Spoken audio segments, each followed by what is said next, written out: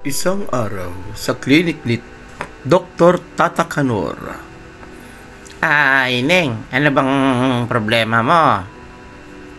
May sakit ka ba? Gusto ko pong magpa-check up. Para para lang po sigurado na wala akong sakit. O sige iubarin mo na yung damit mo. Ayoko po, nahihiya po ko. Huwag kang mag-alala, professional ako, doktor ako Kaya okay lang yan, ubarin mo na yung damit mo.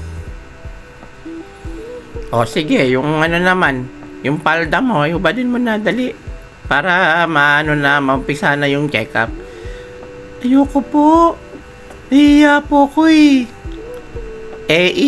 Sinabi ko naman sa'yo na professional ako na doktor. Dapat di ka mahiya. O sige, yung yung pangtaas mo na panloob, yung bra ba. Sige na, tanggalin mo na ng Nahihiya po ko Huwag kang mahiya. Sabi ko naman sa'yo, professional ako na doktor Sanay na ako sa ganyan. O sige, yung pante mo, ubarin mo na. Sige na. Ayoko po, nahihiya po ko. Makulit ka pala Sinabi ko na sa yung professional ako Huwag kang mahiya at ako'y sanay na sa ganyan. Sige po. Saan ko po ito lalagay yung panty ko? Di dyan sa tabi ng brief ko.